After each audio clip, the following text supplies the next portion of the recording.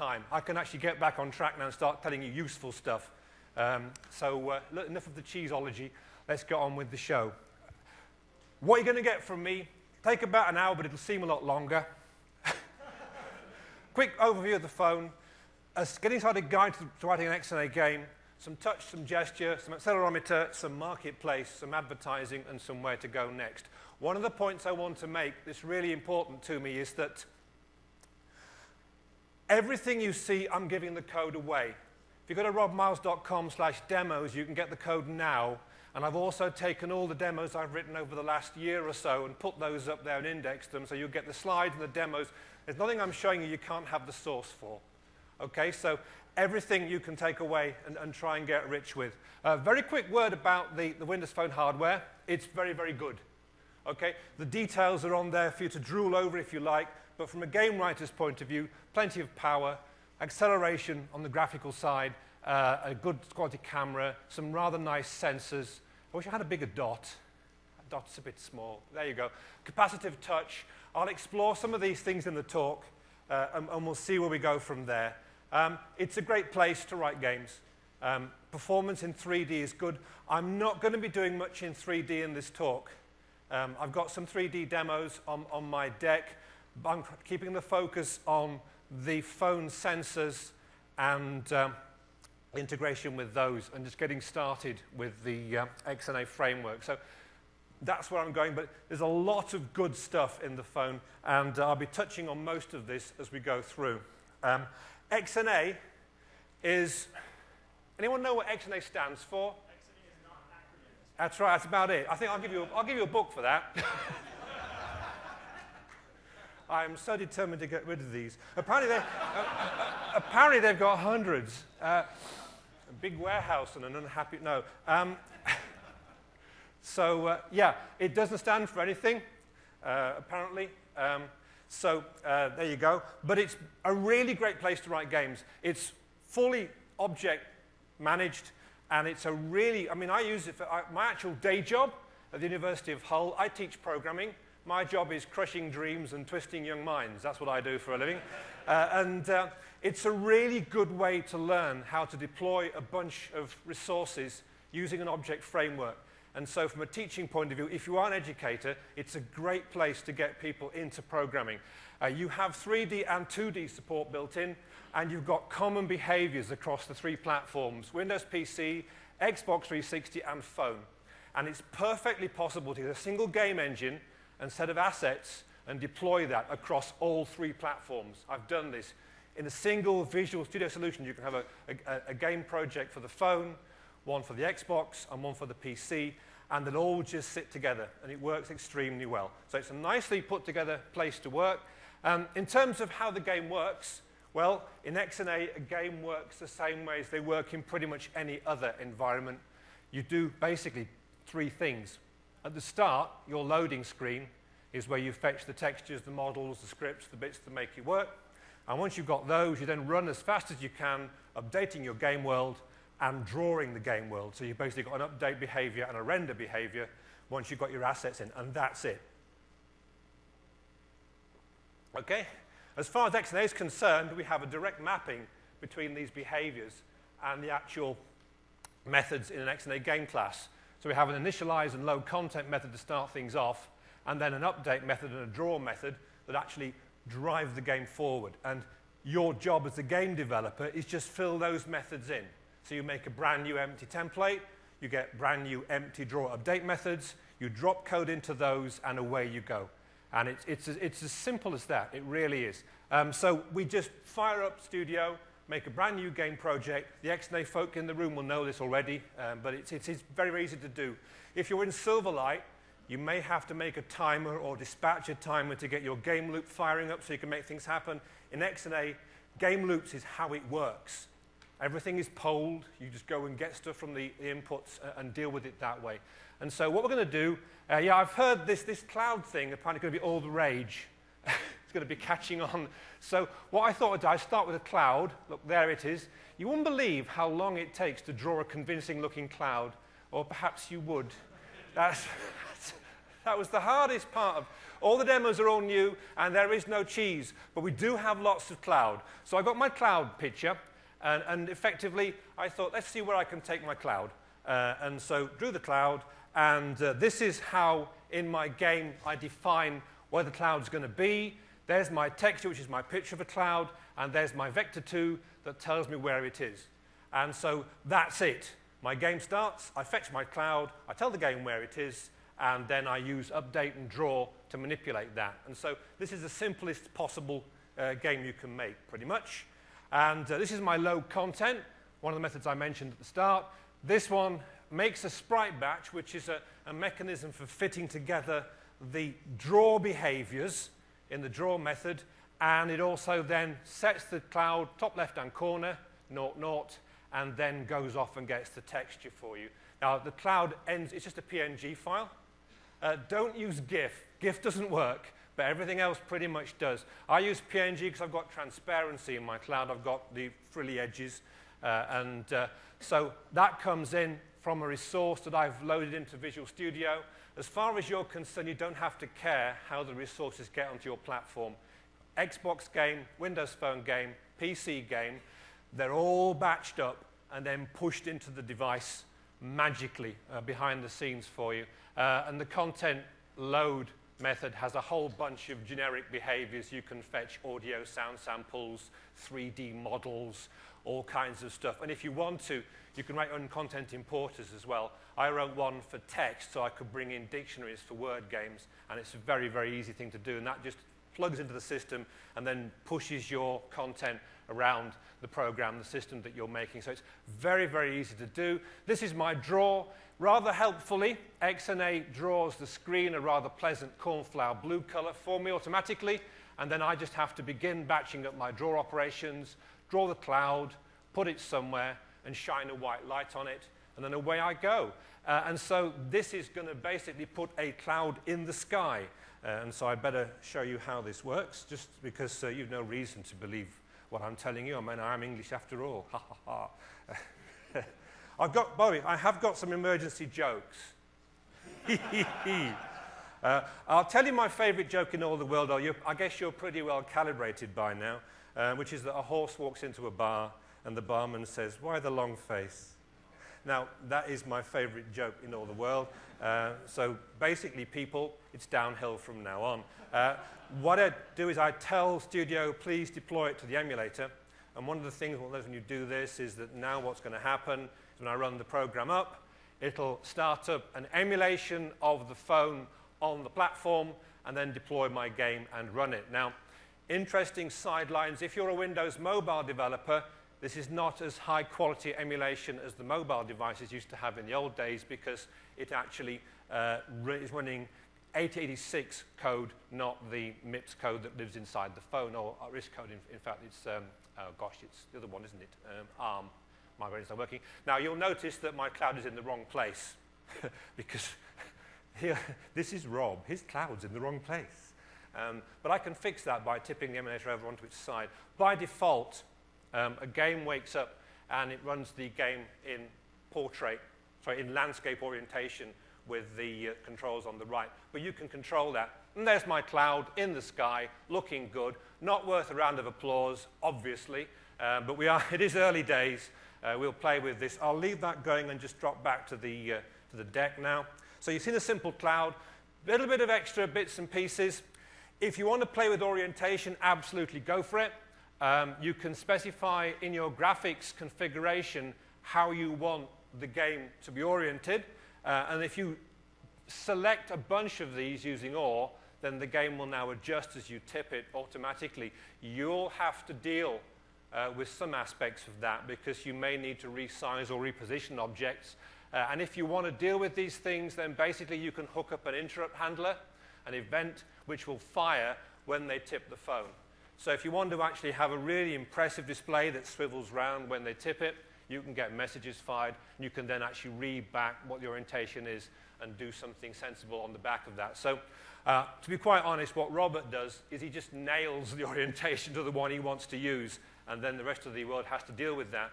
But to show off your orientation smarts, if you want to, try and get the badge orientation badge. Do you have that in America? Apparently not. Okay. Then you can do that, and it all works terribly well. So that's orientation. One thing I will mention, which is kind of important, there's no buttons on the phone you can press to control gameplay. If you're used to having a gamepad or a keyboard, none of that, I'm afraid. You have to use accelerometer or touch, and I'll cover both of these in a minute or so. If you use accelerometer, then the frame of reference is always as if the phone is being held in portrait mode up in front of you that way. So if you do tip the phone and you've got orientation changes being managed, you'll have to change the way you map your accelerometer inputs yourself. Everything else is fixed for you. The origin of your graphics will change, but you have to deal with the fact acceleration is now going in a different direction, which can be a bit of a pain, but it's eminently doable. One thing you can do, and this is completely and utterly magical. By default, the phone is 800 by 480 pixels, which is a nice high-res screen, very good. You can ask for other sizes, say 240 by 400. If you do that, the hardware automatically scales your image for you, and it aliases as well. So it'll take your little screen and blow it up to a big one automatically. This is incredibly useful when you want to get more performance out of the platform, because what it means is that you can effectively halve the resolution of your screen, and the user will not notice. They'll see that it'll be a little bit more blurred, but it'll still be very playable and very great fun. So I've taken programs that chug a bit and made them extremely playable simply by changing the size of the screen. And it also means, as far as you're concerned, if you're hardwiring your asset sizes to a particular dimensions of screen, then what that means is that you can then request that size when you run the thing on the platform, and it doesn't matter what device or what size it's got, the system just takes it in its stride and keeps going. So you've got two nice things, a use for getting a performance boost and a nice way of actually making sure that you're future-proof in terms of how your game's going to look. At the moment, our cloud's being drawn 200 by 100 pixels. There are ways in which I can scale the drawing. I can make things bigger or smaller. That's easy enough as well. But this is extremely useful. If you ask for a different aspect ratio screen to the one the phone supports, you get black bands above and below or left and right. It'll do all that for you automatically on the fly, no performance hit for you. So you can take a game that's chugging a bit and really make it fly just by tweaking the screen size. One thing I'll also mention, the phone always has a status bar, which is pretty much always displayed. If you have the color scheme set to light, the background light in your profile, in your settings for your phone, you'll see this white bar will come up here with your signal strength and your battery power. That can be distracting in a game, so there's a flag you can set to basically say turn that off, and at that point you get the whole screen. You see, if you look very carefully what's happening here, my 480 by 100's being scaled and black banded to fit in this piece, and they're leaving room for the status bar on the side. The hardware's doing that for us, but I think it looks nicer without that, so you can just ask for full screen and away it goes. And in fact, what Robert tends to put inside his games is this little method here, which effectively says landscape left, I'm playing it that way, I'm going to have a full screen please, and 800 by 480. If you download the demos, this code's all in there, so you can take it and flip it, landscape or portrait, whatever you want, and just use it. I can make my cloud drift, okay? It could float on the breeze. Oh, quick man, I'm impressed. There you go. Everyone's suddenly woken up. Oh, more cheese, right. Oh, prizes. Got two left. Okay, right. So things to bear in mind if you're an XNA person, update on the phone is called 30 times a second, not 60 as in XNA. But what happens is that every time update gets run, we take a vector, which is our speed. At the moment, it's 1.5 pixels in the X direction, nothing in the Y. And we add it to the current position. And the vector type in XNA is nicely overloaded. It'll support all this, so I can just add vectors and away it goes. So I do that. That thing runs at 30 hertz, and my cloud drifts across the screen. And I've got this. I've got it all covered. It's all under complete control. Now the screen's working. I can stop shaking. So we'll just get rid of that one, and we'll go into the next demo. And as I say, all these demos are all available for you to pull down and do what you like with. If you make a game which is based on them and earn an absolute fortune, then I'd appreciate just a few quid, you know, send me a few quid along, it'd be rather nice, be a friendly thing to do. So what will happen now is it's deploying that, and in it goes, and it'll allow my cloud just drifts across the screen rather nicely.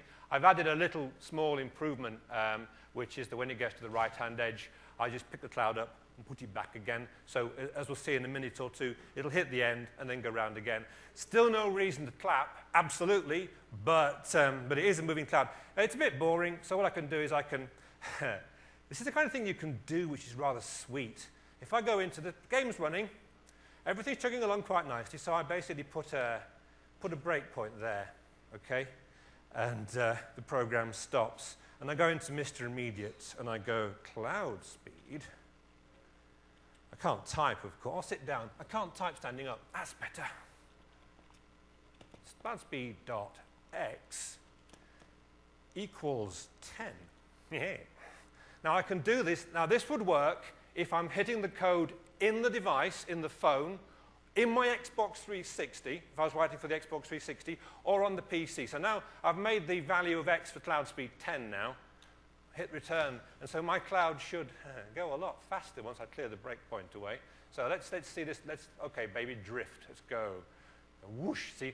So I've got a much faster cloud now. So the nice thing about it I wanted to show you was just how easy it is to debug and play with the apps inside the device. So I can stop things, play with variables, put breakpoints in. All the good tools that you're used to using on the PC, they're all in the device or emulator. It all just works.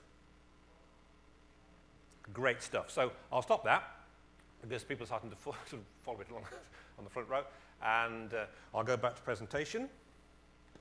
And we've got a drifting cloud. I've only got 5 more demos and 40 more minutes. Okay. So... right, one cloud is fine, okay? Do we have more than one cloud? In real, do we have, no, there's only one. The next cloud will be on Mars, won't it? The next cloud. I digress. What I've done here, I want to have lots of these things on the screen. I've made a little interface called iSprite, and it's got 2 members, draw and update. I pass them game references so they can do things like add points if things get killed and go off and find sprite batches and bits and pieces. Then I make a list of these. And so now I have a list of game components. I'm effectively, if I want to have 50 aliens and a spaceship, then this is where I'm headed. All my aliens will be iSprites, and I'll put them all in the game sprite collection. And then when I come to actually process them, I'll just run through them. I made a cloud sprite. Here it is. Has a texture, position, and speed, a draw and update method you've already seen, and a little constructor where I tell it, this is your texture, this is your position, this is your speed. This is the basis, folks, of any kind of sprite engine you'd like to make. And what we'll do in a minute is we'll have a look at how this fits together and the kind of things you can do. So this is my cloud class, and then I'm going to put a few random clouds up there. So I'm going to say, place it somewhere randomly on the screen, give it a random speed, and then just construct the thing and add it to my list. So I can start producing enormous numbers of sprites now, which is quite sweet. And then in my update method, I just have a for each that iterates through all the objects in my list of things in the game and update them, update my parent, and then away I go. And draw works exactly the same. And so now I can have drifting clouds, again, very, very easy to do. So drop back into Studio, put you to sleep, and go back into my demos. So this is the kind of, if you're writing a 2D sprite-based game, then this is how you do it. So all you have to do now is think of new types and behaviors for your objects. And if I fire this one up, I just have to say, don't deploy to the device yet, please. Save that for later. Run it across. So now we'll have lots and lots of clouds, and they'll be drifting across. And everybody will clap and be happy, and the screen will keep working. So there you go. Whole bunch of this. Oh, thank you. Now, this is kind of okay. But one of the tricks you can play in games is, if I stop this, if you look at my code, there are tricks you can play with people playing games. One of the tricks is called parallax scrolling. If you're in a train going down the tracks, the stuff that's close to your window whizzes past real fast. Things a long way away move more slowly. So what I can do is I can slightly change the way I set the speed of my thing. So rather than setting the speed on the back of a random thing, I'm going to give them a speed which is effectively proportional to how close they are to the camera, because XNA draws in the order you give it the objects. So the back ones get drawn first, the front ones get put on top of them. So now I'm taking the value of I, which is counted through my sprites, and I'm just saying divide it by, well, 6 seemed to work quite nicely. If I run this, then what you will see now is that it actually looks like I'm in a vehicle traveling past things. And one more trick I can play to make that even more convincing is to make the clouds close to me big and the clouds further away small. And so this is not a 3D game. I think I may have over-egged the clouds a bit. I think a few fewer clouds would work better. But can you see where I'm going with this? So we now have a very, very simple sprite. We've now got lots of them. I mean, you can go kind of nuts, although I wouldn't advise it. I think I've got 100 or so. My variable here will actually let me do that. Go to definition. I've got 100. So if I make it 1,000, it might actually grind. But we'll see what it does. Let's go for... Actually, the ones at the front are going to go, whoa! Yeah, because I have some small modifications to make there. So let's call this a work in progress and move on. OK, and that's the wrong one, Rob. That's better. So we can make clouds drift. Now, again, each of the game types has got a draw and update. If you do this for real, there's one third behavior I'd advise you to have a go at adding. Anyone know what the third behavior should be? The third method, draw, update, and... Say again? I have one called reset. When the game starts, put all the clouds back to where they were. So all my objects have a reset behavior that picks them up and puts them back to where they should be at the start of the game. But apart from that, this is a pretty solid starting point. OK, we've got clouds moving around. Let's go cloud bursting. OK? Now, it turns out this is very easy to do. The phone can actually detect and track up to 4 touch events on the basic hardware. I was thinking to myself, 4 sounds a bit measly. Why only 4? Then I thought, OK, I'm holding the phone in one hand.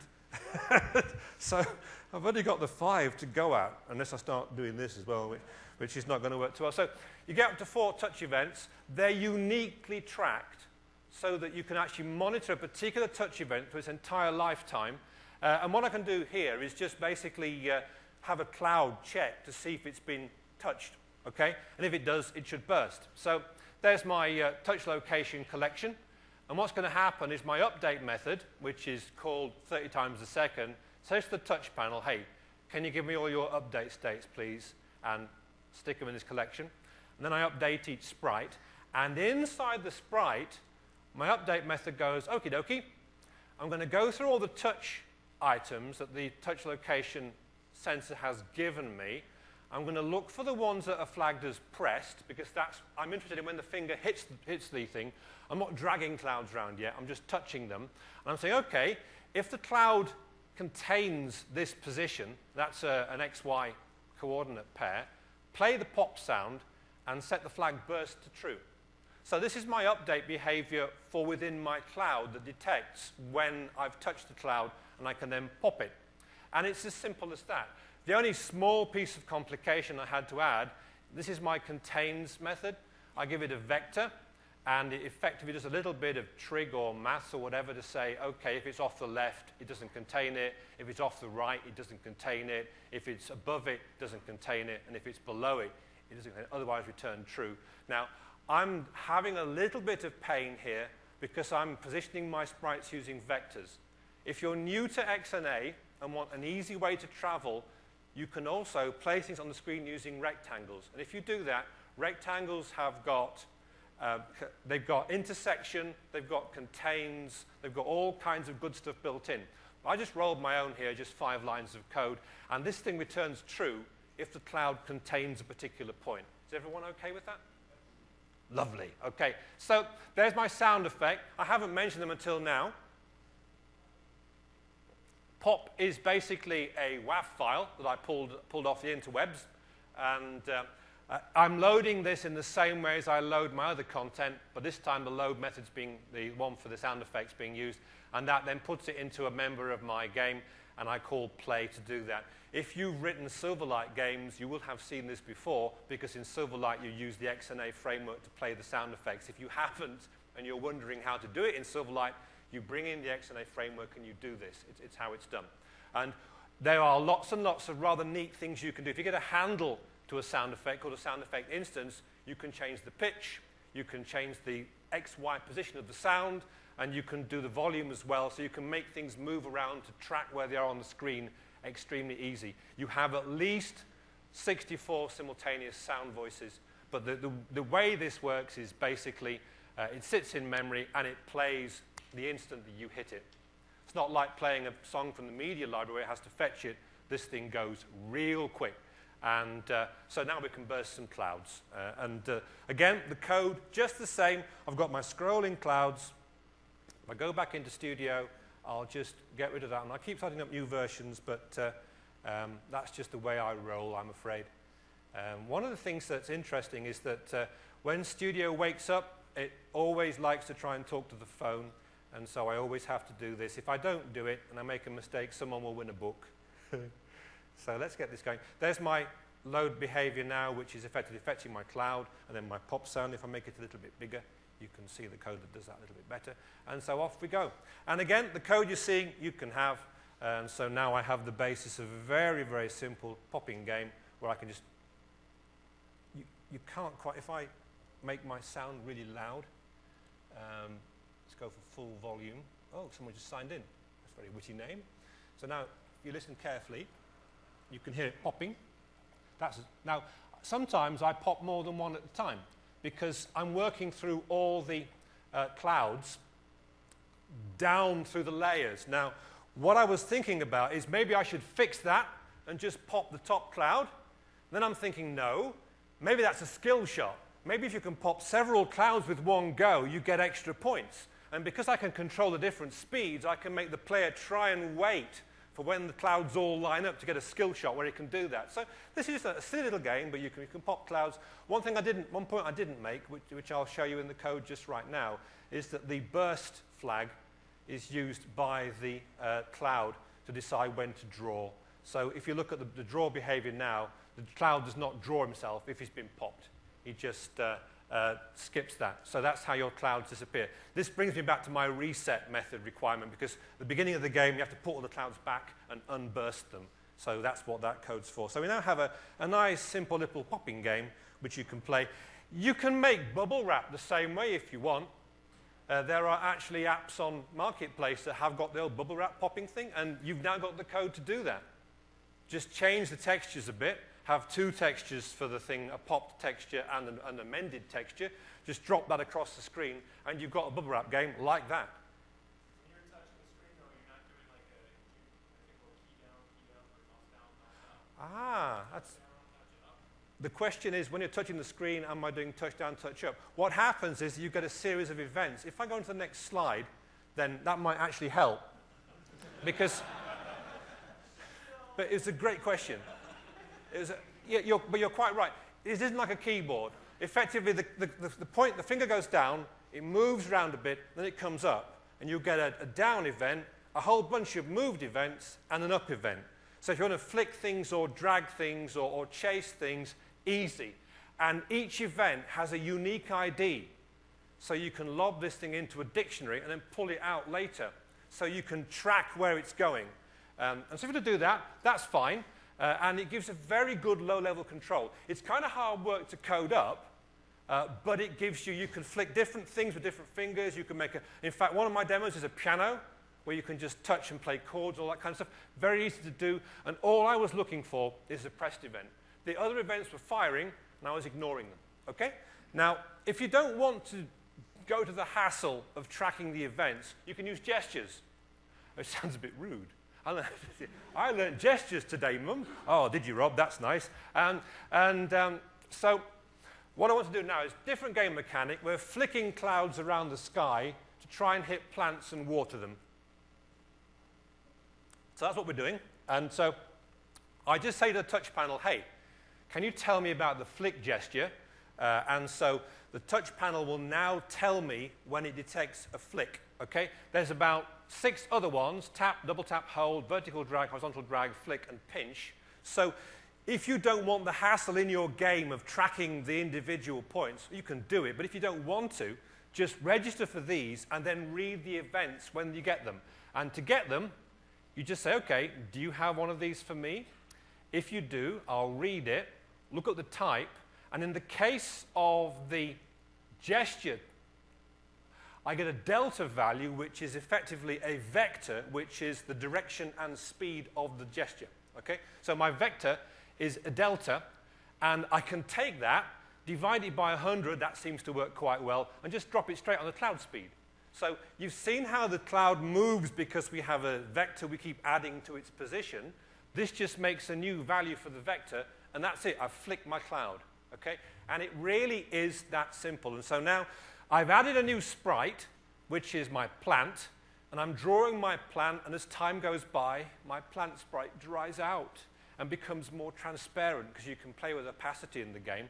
And if I don't flick a cloud onto it, it'll die, you see. This is the game mechanic that I did at 3 in the morning, having drunk several bottles of Budweiser. It made a lot of sense. Actually, the worst thing you can do, a friend of mine did this, he drank half a bottle of whiskey, and he got one of these Star Trek, How to Build Your Own Starship CD-ROMs you could get a few years ago. And he thought you could build one. He was convinced, he was in his garden, I can make this. Yeah, moving on. Poor chap. Maybe he did build it. I haven't seen him for a while. Maybe he did actually get one to go. It's possible. So what we're doing now is same cloud, same everything else. It's just that what I'm doing now is I'm actually moving it around the screen by flicking. And if I go into the emulator again and just fire this up, then the emulator only gives you one touch point, which is the mouse. If you have a multi-touch display or a laptop which supports multi-touch, you can use that straight through into the emulator.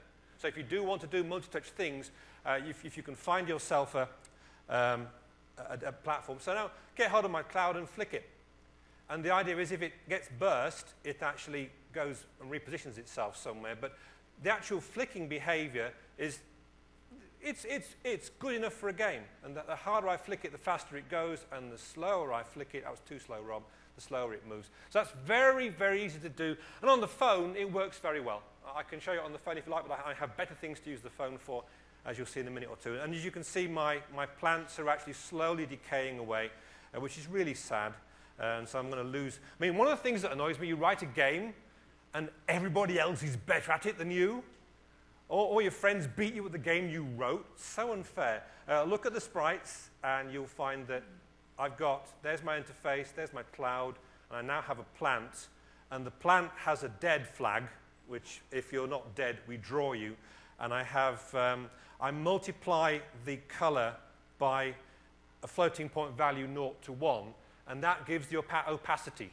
If you've been doing XNA up until now, then XNA 4 is a bit of a change. It has pre-computed alphas. That means the way you do transparency is a little bit different, but it's actually much easier. So the idea is that the smaller this number gets, the more transparent my object is.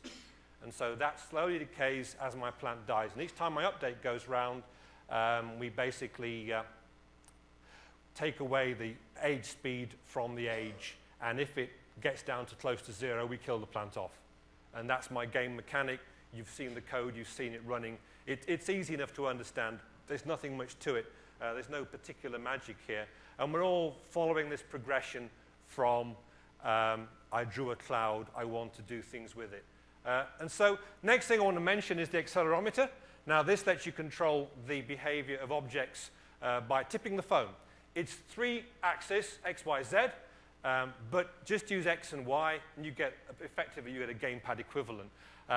They're returned in the range -1 to +1 in each axis. When you hold the phone flat like that, the X and the Y values are 0, and Z is at -1, because that's G effectively pulling it down. If you shake the phone a lot, then the value of G will start to go up and down. I got G up to about 3.5 by doing this, and then my nerve failed, because if I'd let go, I would kill the phone off. So if you want to make a shake the bottle to see if you can shake the champagne bottle kind of game, like you have in the Nintendos and things, you can do that easily, because you're just looking for big values of that. as far as we're concerned, yeah. There's a slight complication, though. If you want to use accelerometer, you can't just poll it. Unlike the other devices, it's powered by events. So I have to bring in the sensors library from Silverlight, and I have to add the namespace, make it a bit easier to use. And then at this point, I can now create myself an accelerometer and bind to the events it creates. So games normally like to work by polling, where they'll go off and fetch stuff. But because of the way the phone works, to get accelerometer readings, I have to wait for it to tell me, hey, I've got a new number.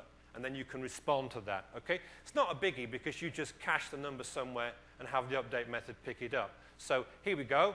This is my accelerometer. Make a new one, bind to the event, changed event, and then start it running. And that's my game member, which is the thing. And you can stop the thing and start it, and away you go. When you get your reading changed, I have a little three-way vector, which I take the readings and I drop the value into.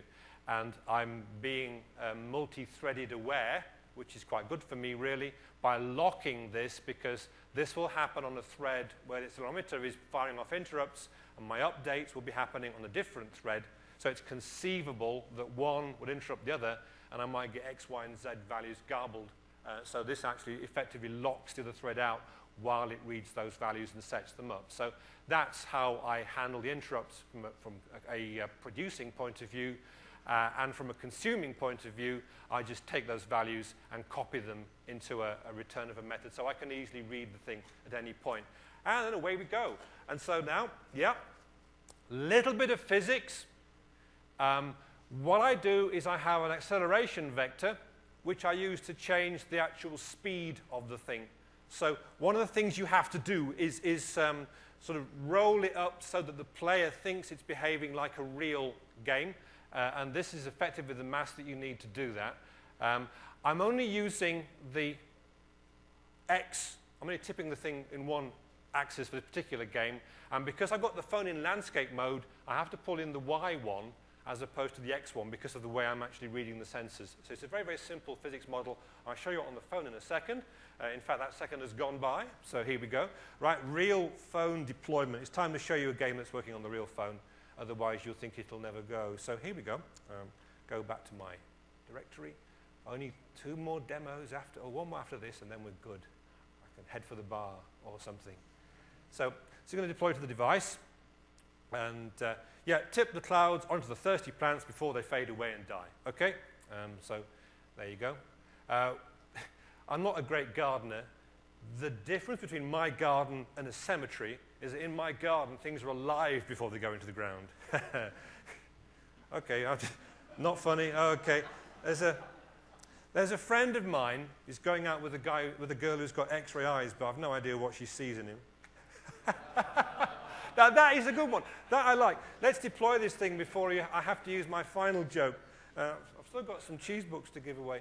Deployment errors. Yeah, okay. That's because Robert's an idiot. I've got to unlock the phone and open it up.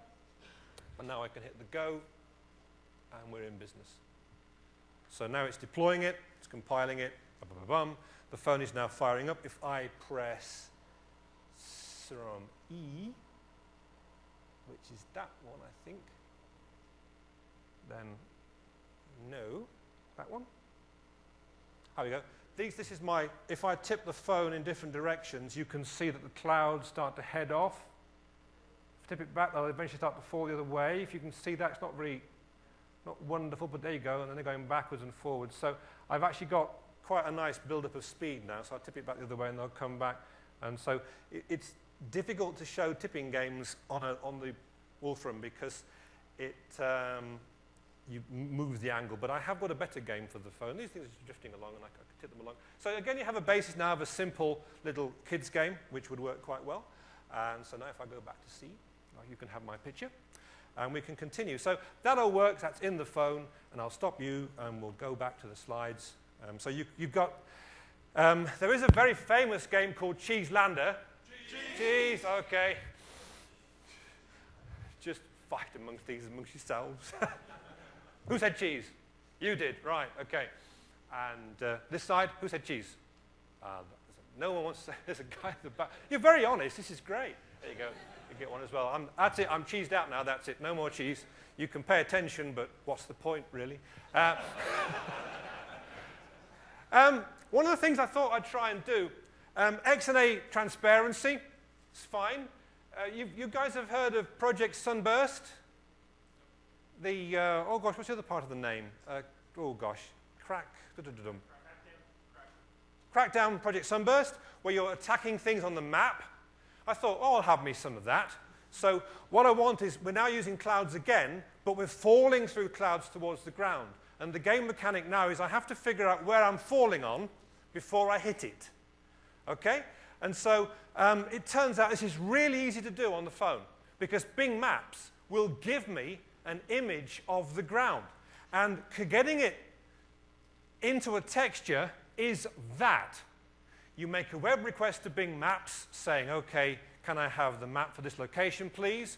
When the request fires back, you just take the result stream and make a texture from it and slap it in your image. And so if you want to use map information in your games, it is dead easy. I couldn't believe how easy this was. And so now what I can do is I can make a cloud landing game. And so this is the final demo, and they've all worked so far, which is kind of worrying. So this is, again, you get the code for this. One thing, the code that I've put up on my blog, I've taken out my Bing Maps API key, which is this magic piece of guacamole here. Now what that does is give me, no one write it down. That's fed into Bing to authenticate me against the Bing service. You can get these things for free. They've just signed up with an Xbox, with a Windows Live account, put it in your program. So what this is basically, it says, I just make a RESTful web request to Bing to give me the map, and then come back. And if I can deploy this to the actual device, because I'm feeling kind of brave. So my device, I'll just unlock. There we go.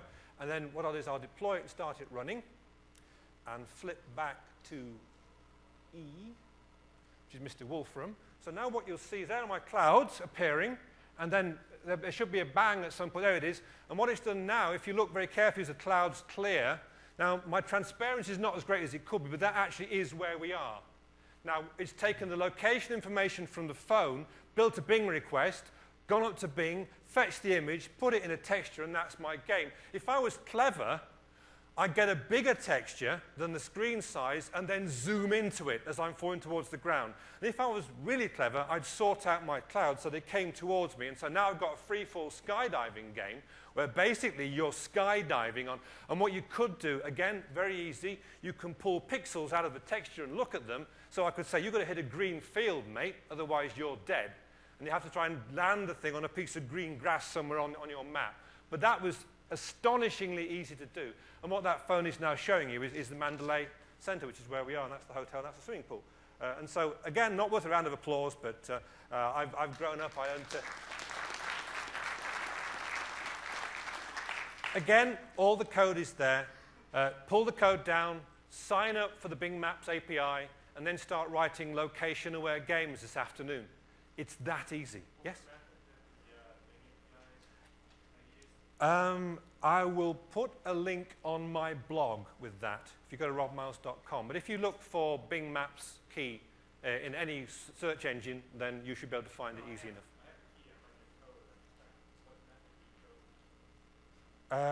I'll see you later. Is that okay? I'll have a look at it in a second. See you later. I've got to keep moving forward. Right, last bit is the money shot.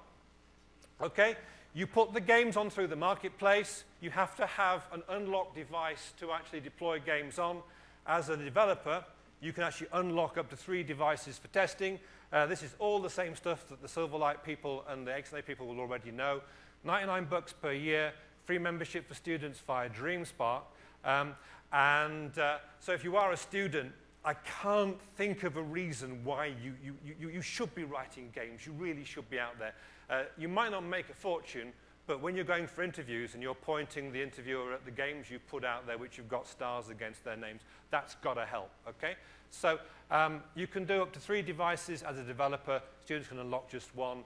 $99 a year. I spend about 4 times that on video games at least. and I don't play them because I'm writing phone programs and playing around with coding. But then again, I am a kind of sad edge case, really. My wife quite likes it because it apparently, yes, it keeps me out of the way, but there you go. You can give away up to 100 applications. If you want to give free ones away, that's possible. Trial mode works extremely well. So you can have a trial mode which you can pick up so you can sell on straight from within the game. And so customers can do that from within your game if you want to do that. That works a treat. This is the submission process. There's a ZAP file, which is basically a zip archive with a manifest. And that contains all the stuff which then goes into Marketplace and gets pushed down to the phone.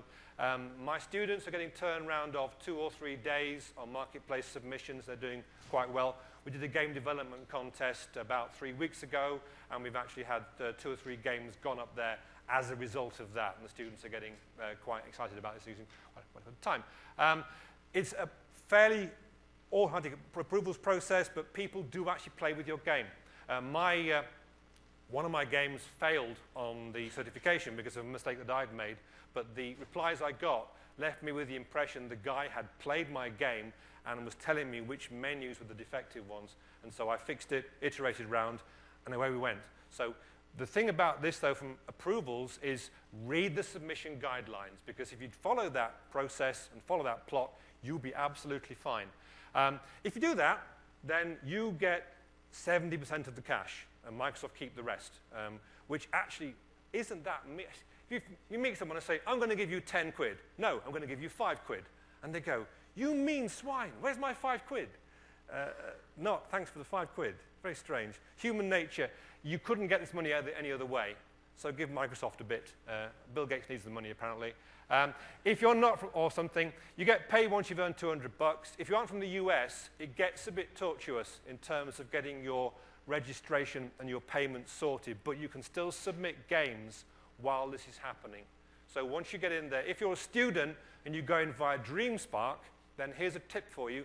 Submit something as soon as you've got registered, because that fires off the VeriSign process and gets you authenticated. So do that. I've got some blog posts about that, which I'll refer to you in a minute or two. You can also, if you're in the States, put ads in your games. And this is really, really easy. You basically have a pluggable game component you drop in, and you can then interrogate that to see when the player has clicked on the component, and you can stop your gameplay. Players click through from that to either a web page or a direct call to the advertiser, and this is all done for you. And they target the ads to actually fit the demographic of the person who's bought the phone and using it. And as far as you're concerned, it's a great way to monetize things if you don't think that people will pay money for your game. And so you get the SDK, which is a very small download. You include the libraries into your game. You register on the Pub Center and link it up so that when you publish games, these guys hook into that, and away you go. The test interface is very easy to use. So you can basically get it running and playing with it very, very easily. That's pubcentermicrosoft.com.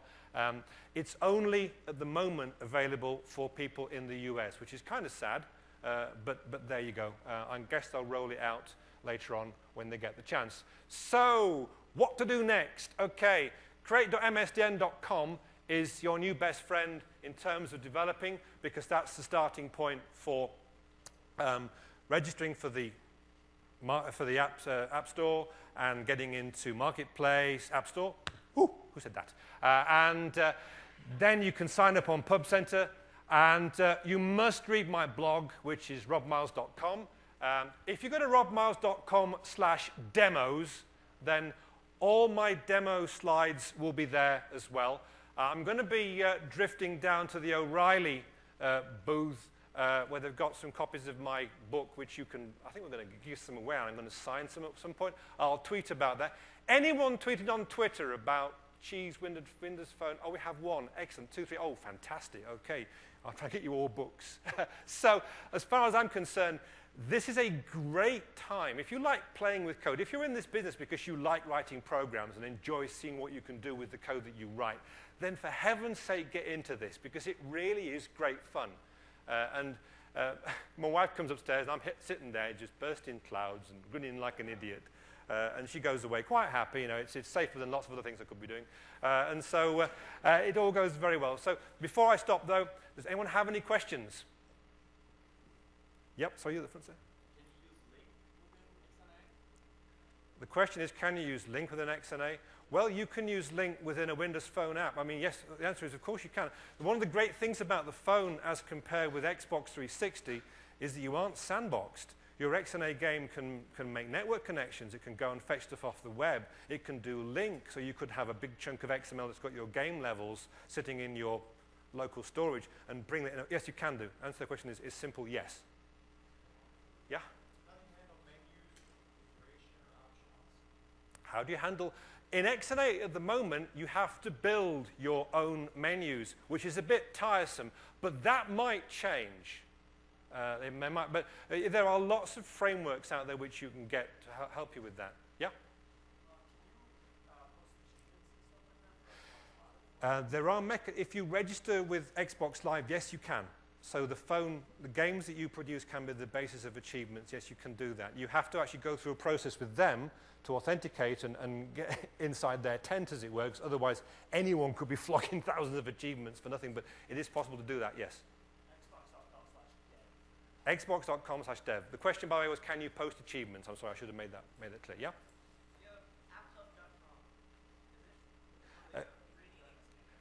Create.msdn.com is the place where you go for everything now. AppHub was the old name for it. No, my brain's gone wrong round. That's old slide. You're right. No, hang on. Brain not working. That's where you should go. Trust me. I'm tall and I'm English, so I'm trustworthy. Any other questions? Yes, sir?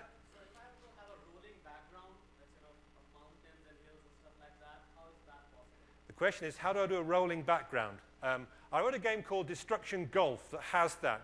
I made it very simply and cheaply. I had a long, thin texture, which had my hills on it. And one of the things you can do with Sprite Batch is you can transform the drawing operation when it does it.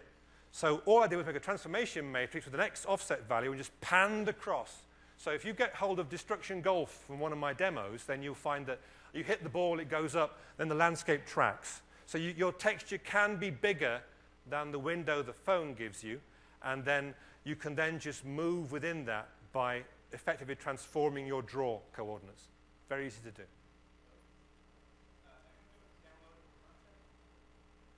Downloadable content. You can pull in textures. So the question is, can you do downloadable content? You can pull in textures, and if you have a scripting engine that's XML powered, say, absolutely yes. You can't modify the code that's running. That kind of thing's not possible because it's a sandboxed managed code environment. But you could easily pull down DLC, yes. You couldn't make a new class. You couldn't put a DLL down and link that in because that would be very naughty. Yeah? This might be more conceptual, but I know that you had flags for when like outburst to not draw it again. What would be what if you just removed it from the list of game objects? The question is, why was I using flags? Why wasn't I removing it from the list of draw objects? The answer to that question is because it's easier to show flags. There's no reason why you can't do that. You can't use for each to go through. Then you have to use for I equals whatever, because otherwise it blows up if the object remove itself. But that way you have to have basically a starting list and a game in progress list, and you copy everything from the starting one into the progress one for the level, play it, and then reset it. But the answer is you can do that. It's easy. Does either way have the same processing? In my experience, it doesn't make a huge difference either way. Yep. Since this is XNA, since this is a loop rather than an event model, does that affect battery life? The question is, this is a loop rather than an event model. Does it affect battery life? They've halved the rate at which it updates compared to the 360 down to 30 hertz. They're very careful about what they do and how they manage to draw behavior. I've not had any problems running XNA games for long periods of time on my phone. So as far as I'm aware, it works okay. Yeah. Sorry, yeah? I just want to talk about you make best practices for batch collection. Some of the questions have been regarding Best practices for garbage collection under heap. If you're right up against it, avoid for each because that makes objects. If you do want to actually, what Robert does is I don't create and destroy anything. I have like a kind of taxman approach to my memory and my resource. How much have you got? I'll take all of that, please. So my program starts up. It grabs all the resources it needs. Maybe I'll have flags in them to turn them on and off, but I'll never destroy anything.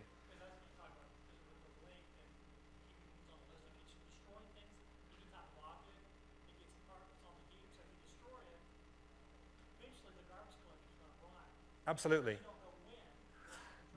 There are some issues with the present version of the phone in terms of not knowing quite when Mr. Garbage Man's going to come around and make your life miserable. But my approach, generally speaking, is for a given level, I'll basically just get everything in there, and I'll set flags rather than kill things. Yes?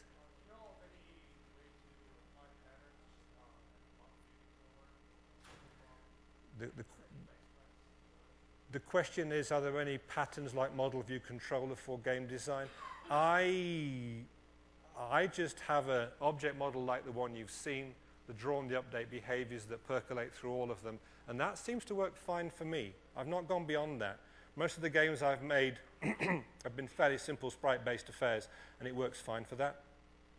You don't have the concept in the game of events firing and triggering off other events. That's not how games are as far as XNA is concerned. You basically tear the whole thing down and redraw it when the clock goes tick. So you don't. The good news is that that's what the hardware is really excellent at.